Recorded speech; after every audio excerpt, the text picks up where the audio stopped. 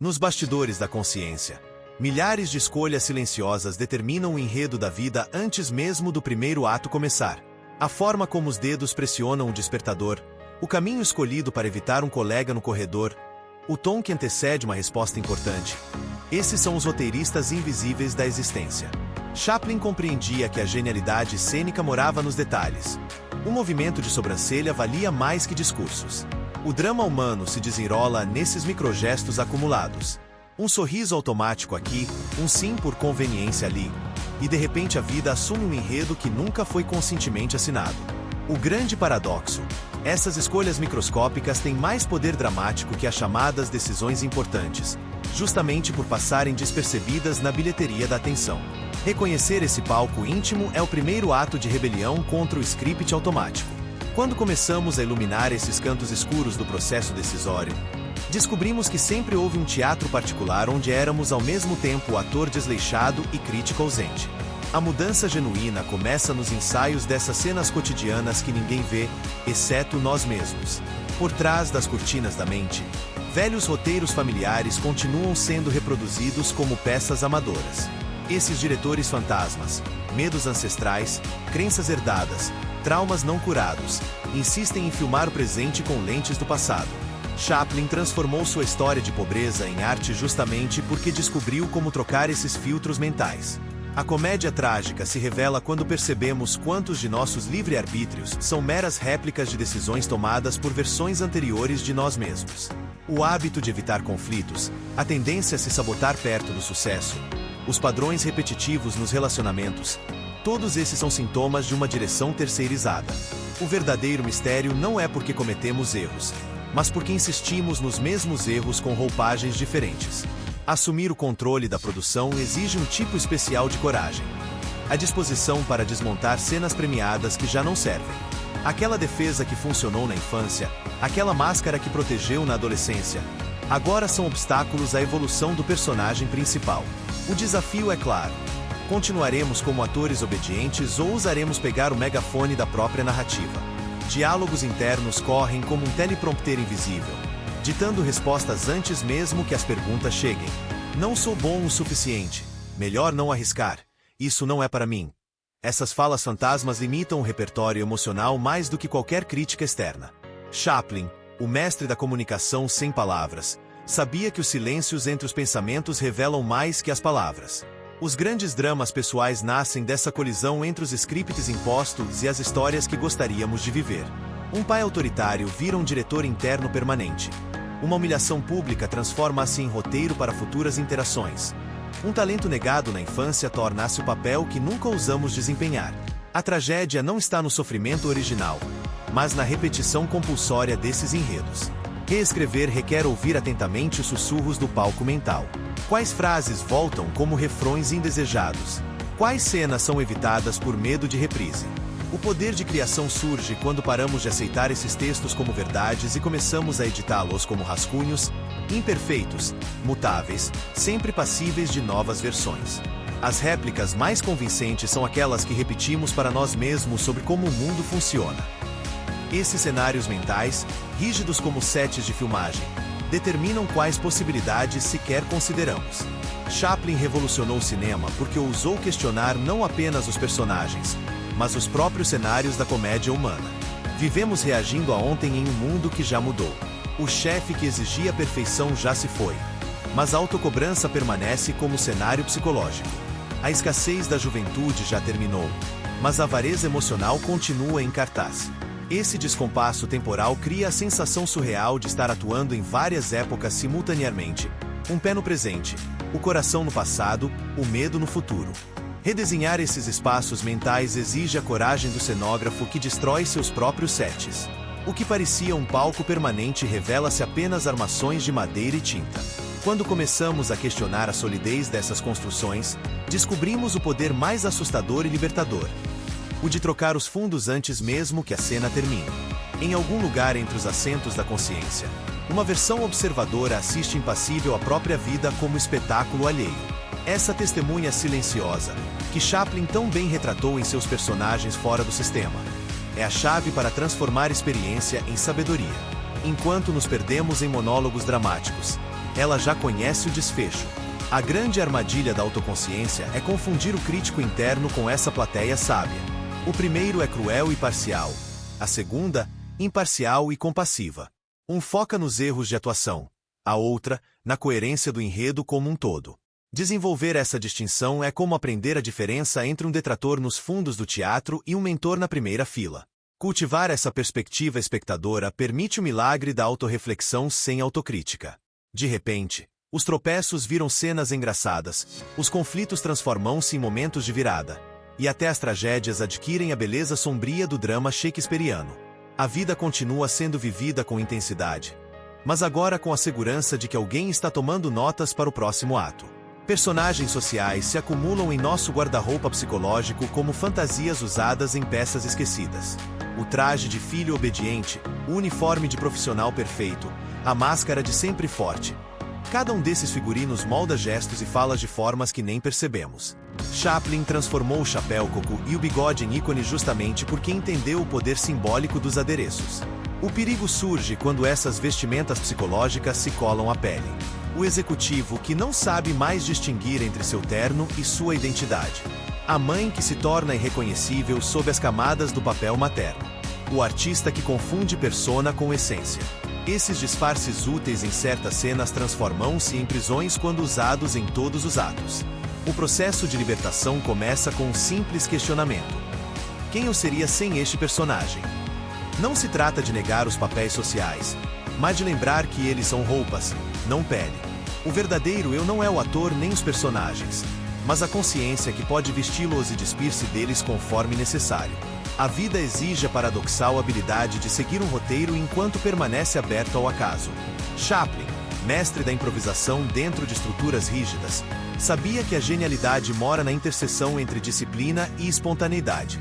Seus melhores momentos surgiam quando acidentes no set transformavam-se em genialidade cênica. Nossas vidas sofrem da tirania dos extremos.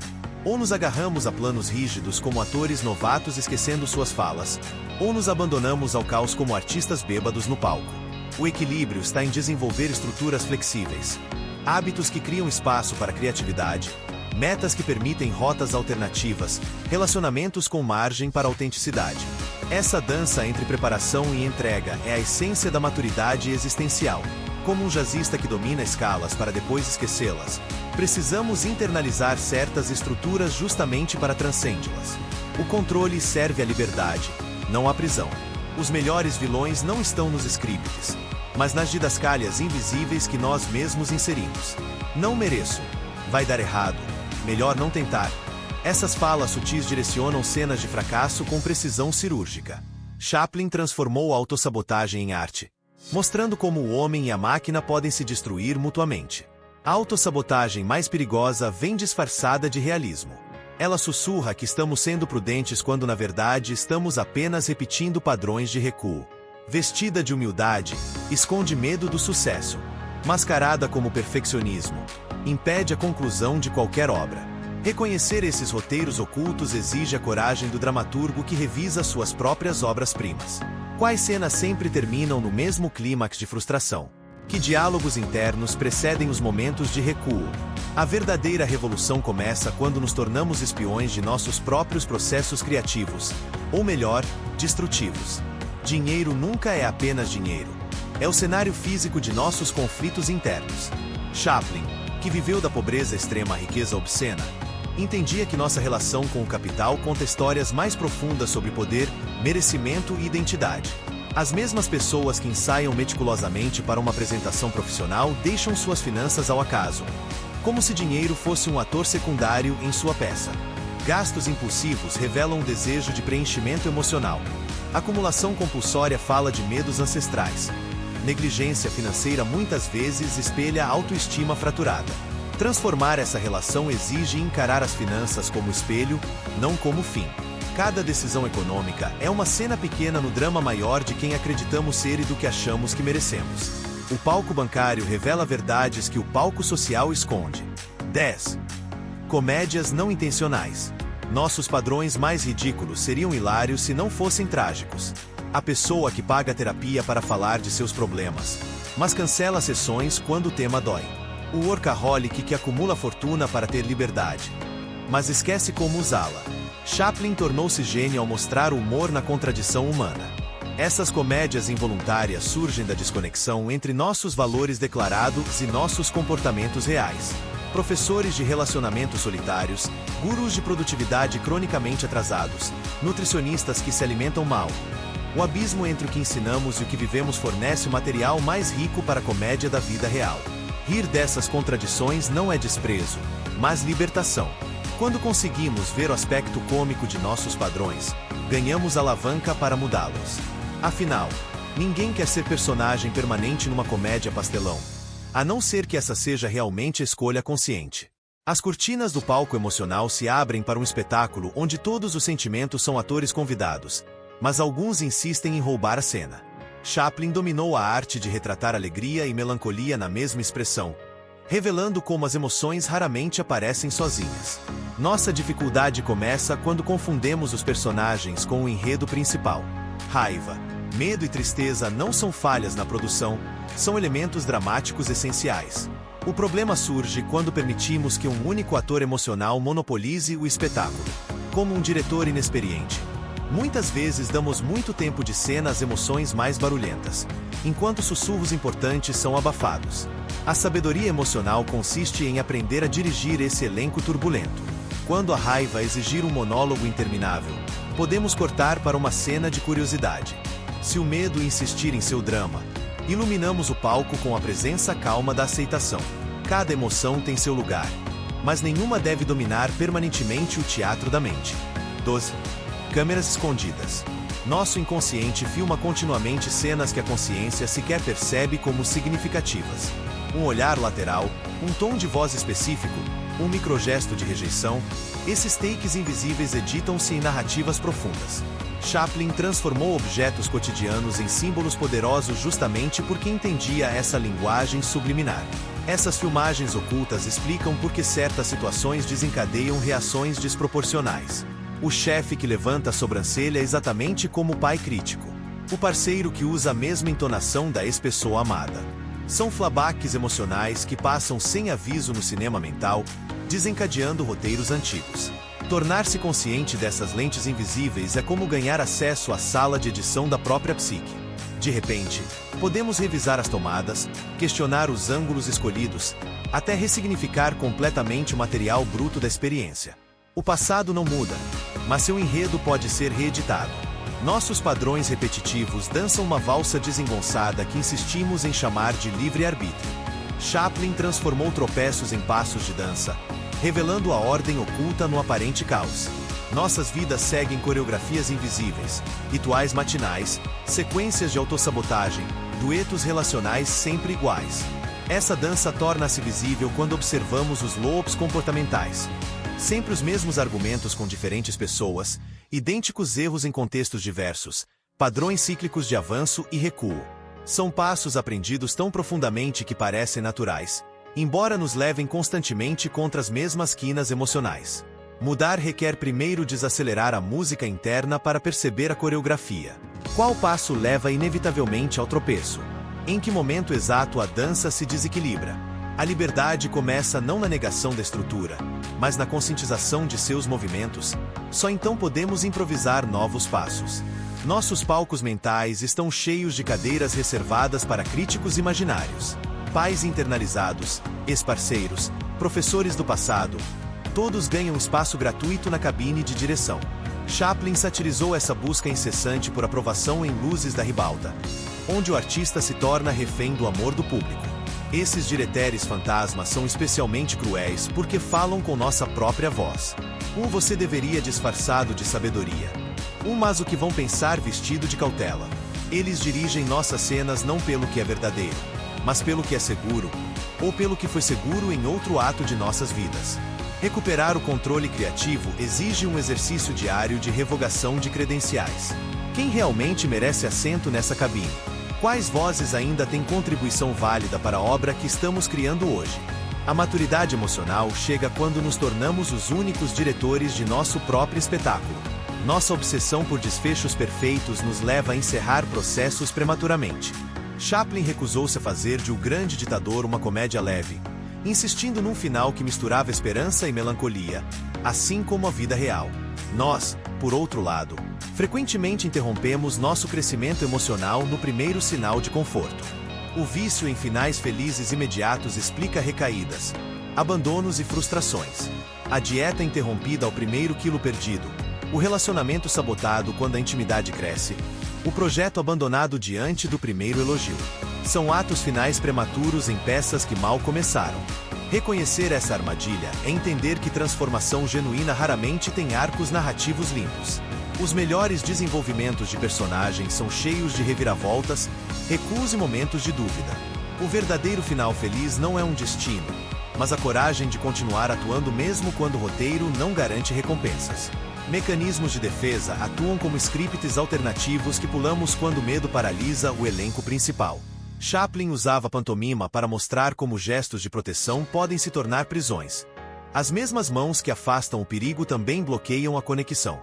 Nossas defesas, outrora necessárias, muitas vezes viram barreiras à evolução do personagem.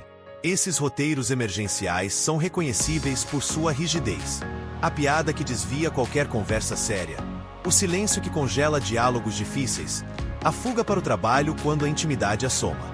Cada um foi escrito às pressas em algum ato passado, mas continua sendo encenado como se a ameaça original ainda estivesse presente. Desmontá-los exige a coragem do ator que abandona seu papel icônico. O que parece proteção hoje pode ser a jaula que impede nosso próximo ato criativo.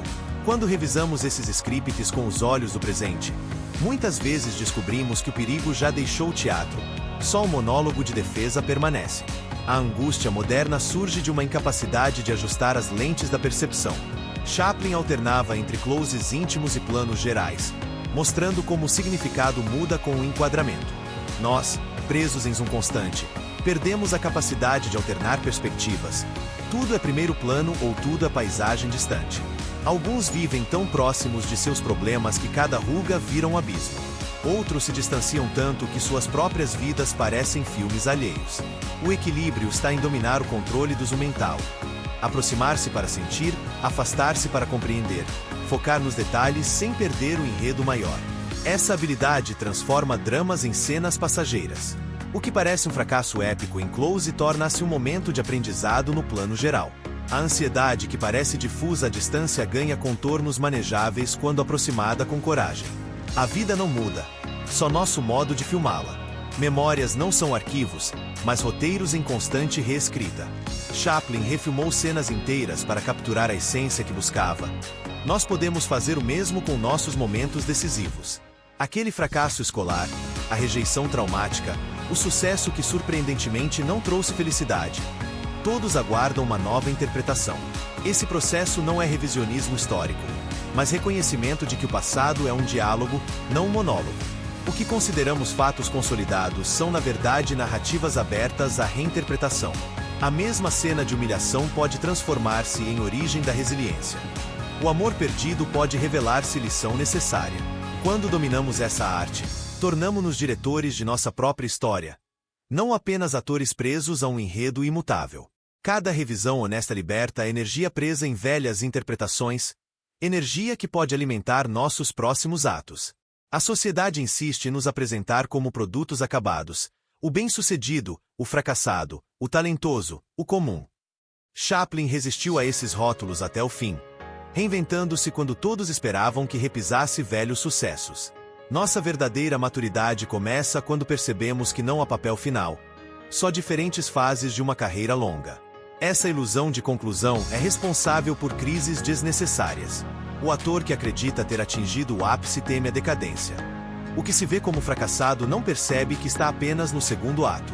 A vida não obedece estruturas dramáticas de 3 atos. Nossos melhores papéis podem estar por vir, desde que não encerremos prematuramente o espetáculo. Manter o elenco reunido, o teatro aberto e as luzes acesas, eis o desafio existencial. A próxima cena pode ser comédia, drama ou algo ainda não catalogado. O que importa é continuar respondendo à chamada do palco. Não importa quantos atos já tenhamos vivido. Chaplin nunca escreveu regras para sua arte. Ele as quebrava com meticulosa precisão. Este não é um manual, mas um convite à desobediência criativa. Todas as estruturas aqui apresentadas devem ser questionadas, adaptadas, eventualmente, transcendidas. O verdadeiro domínio surge quando os instrumentos de controle se tornam tão naturais que podem ser esquecidos em prol da expressão pura. Se houve uma lição em cada ato de Chaplin, era esta: a vida é muito séria para ser levada a sério demais. Nossos dramas pessoais, vistos com distância suficiente, revelam-se comédias divinas. E nossas maiores tragédias muitas vezes contêm os germes de nossa próxima reinvenção.